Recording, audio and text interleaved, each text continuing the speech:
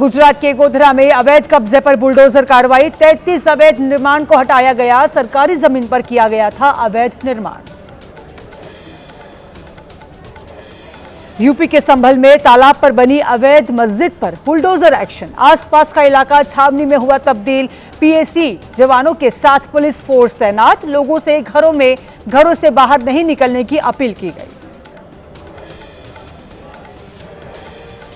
UP के बरेली में SP की अगुवाई में महिला पुलिसकर्मी का फ्लैग मार्च। दशहरा के मौके पर बाजारों में तैनात नजर आए पुलिसकर्मी। राष्ट्रपति महात्मा गांधी की 156वीं जयंती आज। दिल्ली के राजघाट पर हुई सर्वधर्म प्रार्थना। राष्ट्रपति, उपराष्ट्रपति और पीएम मोदी ने की महात्मा गांधी को श्रद्धांजलि। देश के पूर्व प्रधानमंत्री लाल बहादुर शास्त्री की भी जयंती आज। पीएम मोदी ने विजय घाट पर दी श्रद्धांजलि। लाल बहादुर शास्त्री जय जवान जय किसान जैसे अमर नारे के जनक थे। आरएसएस के शताब्दी वर्ष पर नागपुर में विशेष विजयादशमी रैली। पूर्व राष्ट्रपति रामनाथ कोविंद और संघ प्रमुख मोहन भागवत ने आरएसएस संस्थापक हेडगेवार को दी पुष्पांजलि। नागपुर में विजयादशमी के उत्सव पर मोहन भागवत ने पहलगाम हमले का किया जिक्र। अमेरिकी टैरिफ पर भी बोले, कहा देश को अब आत्मनिर्भर बनना ही पड़ेगा।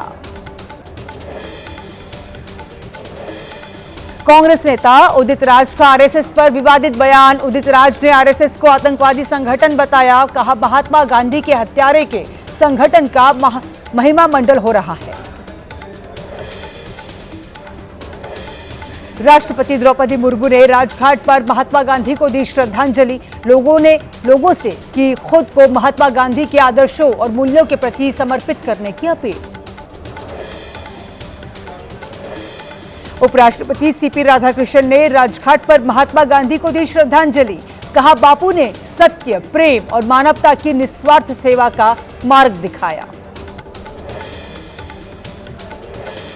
उपराष्ट्रपति सीपी राधाकृष्णन ने विजय घाट जाकर लाल बहादुर शास्त्री को किया नमन। शास्त्री जी के जीवन को बताया सादगी और ईमानदारी का प्रतीक। विजयादशमी पर आरएसएस प्रमुख मोहन भागवत ने की शस्त्र पूजा। पूर्व राष्ट्रपति रामनाथ कोविंद पूजा में हुए शामिल। गोरखपुर में सीएम योगी आदित्यनाथ ने महात्मा गांधी और पूर्व पीएम लाल बहादुर शास्त्री को दी श्रद्धांजलि। तस्वीर पर पुष्पांजलि अर्पित करके किया नमन।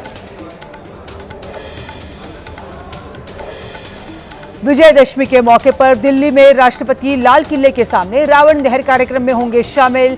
पीएम मोदी आईपी एक्सटेंशन और अमित शाह पीतमपुरा में रावण दहन कार्यक्रम में होंगे शामिल। विजयादशमी के मौके पर आज देश भर में जलाए जाएंगे रावण के पुतले। बुराई पर अच्छाई की जीत के त्योहार पर पूरे देश में जश्न का माहौल। गुजरात के भुज में रक्षा मंत्री ने सुरक्षा बलों को दी विजयादशमी की शुभकामनाएं। पाकिस्तान को दी चेतावनी। कहा अगर सर क्रीक इलाके में डाली बुरी नजर तो बदल जाएगा इतिहास और भूगोल।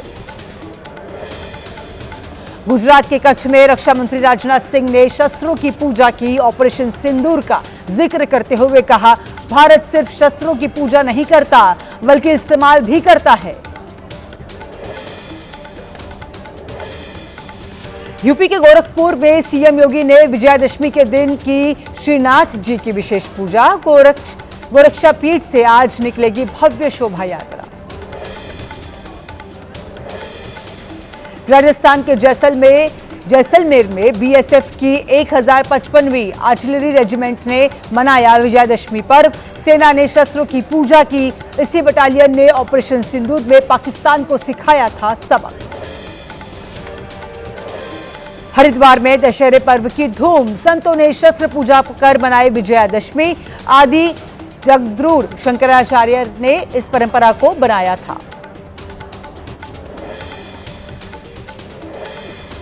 मध्य प्रदेश के भोपाल में सुबह अज्ञात युवकों ने किया रावण का दहन। रावण फूंककर फरार हो गए युवक। आज शाम को होना था रावण दहन। हिमाचल प्रदेश के कुल्लू में धूमधाम से मनाया जाएगा दशहरा उत्सव। आज से 8 अक्टूबर तक धालपुर मैदान पर लगेगा इंटरनेशनल मेला। कोलकाता में विजयादशमी के अवसर पर सिंदूर खेला का आयोजन। महिलाओं ने एक दूसरे को लगाया सिंदूर। मशहूर शास्त्रीय गायक छन्नू लाल मिश्र का निधन। मिर्जापुर में सुबह ली अंतिम सांस। 2014 में लोकसभा चुनाव में पीएम मोदी के प्रस्तावक थे छन्नू लाल मिश्र।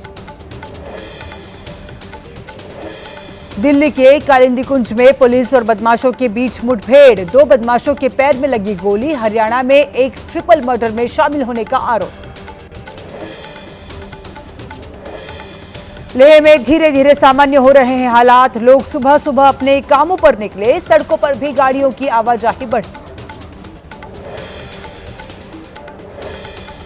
सोनम वांगचुक की पत्नी गीतांजलि एंग्नो ने राष्ट्रपति द्रौपदी मुर्मू और पीएम मोदी को पत्र लिखा। राष्ट्रपति और पीएम मोदी से लगाई न्याय की गुहार। बरेली में डीआईजी अजय कुमार साहनी की अगुवाई में फ्लैग मार्च। शहर के मुख्य मार्ग पर पुलिस से सुरक्षा का किया जायजा। त्योहार के मद्देनजर संवेदनशील इलाकों पर पुलिस की नजर। बरेली में पुलिस पर हमले के मामले में अब तक 81 लोगों की गिरफ्तारी। इत्तेहाद मिल्लत के राष्ट्रीय महासचिव नफीस और उनके बेटे को भी गिरफ्तार किया गया। यूपी के मुरादाबाद में आई लव मोहम्मद का पोस्टर। एक घर पर जबरन लगाने वाला आरोपी गिरफ्तार। पीड़ित की शिकायत के बाद आरोपी पकड़ा गया। विरोध करने पर आरोपी ने की थी मारपीट।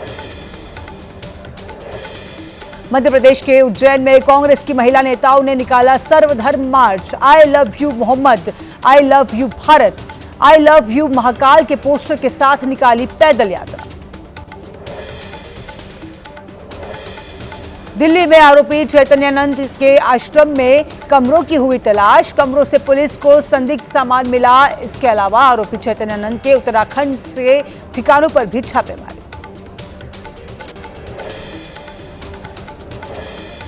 मध्य प्रदेश के पन्ना में चमकी मजदूर की किस्मत।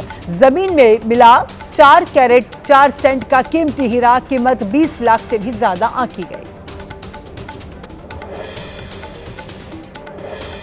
मध्य प्रदेश के मुरैना में युवक की मौत पर हंगामा। ग्रामीणों ने किया थाने का घेराव। हत्या का केस दर्ज करने की मांग।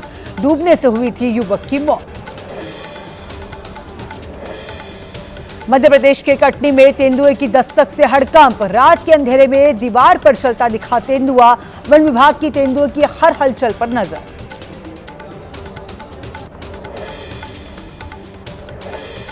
आंध्र प्रदेश के अंबेडकर कोनसीमा में हुई भारी बारिश, जिसके चलते बाढ़ जैसे हुए हालात। जगह जगह जलभराव की हुई परेशानी।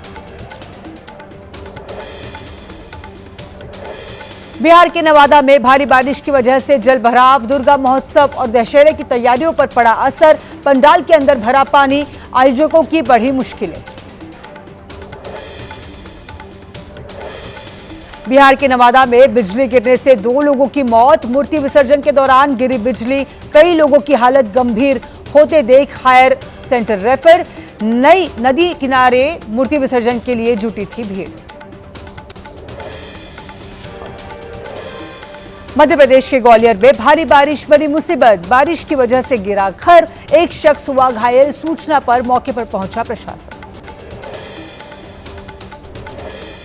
जापान में भारी बारिश के बाद शहरों में बाढ़ जैसे हालात। सड़कों पर भारी पानी जमा हो गया, जिसके कारण लोगों को आवाजाही से हो रही परेशानी। बारिश के कारण शहर के अंदर से बह रहे नाले में आया उफान। इटली के सियासी शहर में भारी बारिश की वजह से बिगड़े हालात। बाढ़ के पानी में बह गया सामान। गाड़ियां पानी में डूबी। कई जगह पर 24 घंटे में 200 मिलीमीटर तक बारिश।